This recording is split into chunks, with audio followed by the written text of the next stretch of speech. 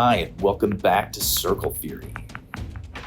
Today we are continuing our discussion on the Black Monday Murders. As I've said, one of the most important works I have read in quite a long time. Today we're hopping into the highlights of power and looking how we're using color artistically to be able to describe versions of power, illumination, wealth, and knowledge. We're going to dive into some of these themes. As I've said before, if you have not read the text, I highly suggest you pick it up. You can buy it at quite a few stores, and I will put links in the description so you can click those and pick those up. So without further ado, let's hop in. So from the gate here, I think that the colors are very interesting and how they play it a little bit different. In our last video, we explored browns and yellow hues as showing a lack of knowledge or lack of illumination. That these were removal and inability to see. And see, here we get this character that is basically the equivalent of an angel within this work, or a demon. They're kind of these mysterious demigod-esque creatures.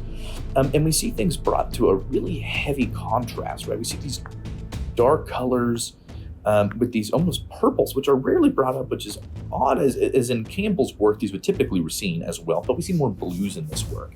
And the purples are overlaid again with this kind of emptiness, that there's a abundance. We're showing the lack of depth here, that these gods and creatures don't necessarily carry the same emotional weight as humans, though there's an attempt to, right? There's this memory.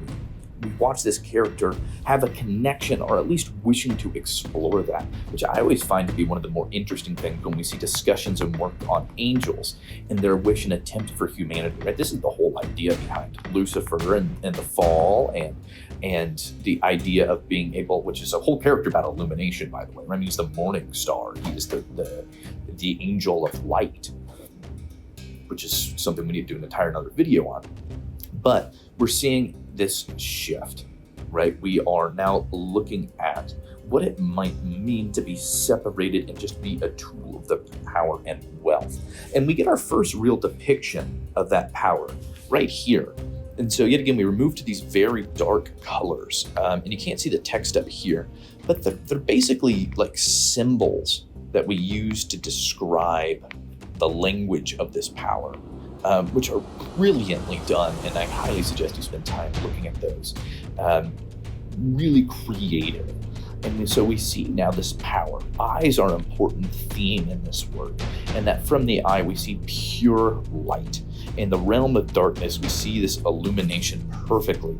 And this is all that these individuals need to be able to activate and utilize their power. In this scene, we see one of those disciples of the god of wealth and power basically making this guy go and kill himself and using his power to control him and sending him off because he is just a tool of the individual's power. And we can see some of the contrast yet again with the ability to cast illumination. And this reminds me yet again to some of the discussion I was just having about the morning star, and how to hear the voice of the god is enough to be able to destroy the mind. This is a recurring theme. And his normal eyes in general have gone black, which we see throughout this as well. He has lost his ability to see things in a normal way, right? In that last slide, we looked at some of that. He has now become a heroic figure in the sense that he has become closer to the demigods than a human himself. And so we move back to some of those purples as we continue. And I think this is a really interesting slide as we see someone wanting to die and wanting to escape this. We see pain in the eyes. We see these cool colors though. This is almost relaxing, right? This is one of the less in your face, almost painful scenes. You carry a sense of pity for the character. He has seen too much. And is wishing to leave this reality, but we're calls. And he is delayed against that. And we see a lot of contrast play out. This is a great slide here, panels where we see this contrast between the emptiness of the tool, right, of those that are controlled by power, and the pure, calculated, powerful blues and illumination that glows so much more brightly than what we've seen in the last comic. I find these themes in using art in this way, it reminds me of some of the discussions we have had over in our series on The Witcher, which I hope you check out if you haven't. And so we continue and we return to our professor and our detective, which are the perfect hosts for this, on their quest for illumination. And as they move closer to it, they can see the darkness receding and moving out, that their eyes are becoming more open and they are being able to look up and see the sun.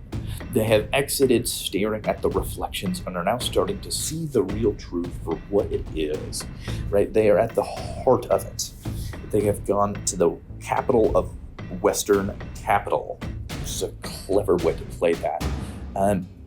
We were now moving in and we see this stand out, right? The first real break from these yellows and browns, this powerful white that's shown consistently as the color of our gods within this realm.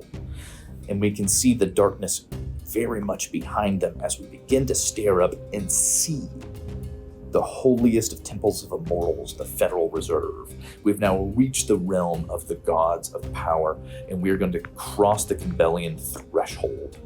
We are going to move in and look at something that is beyond us. And that's where we're going to pick up next week as we discuss the shadows of God, as our characters go and move in to have an actual discussion and see this truth and what that might mean. So I hope to catch you next week here on Circle Theory.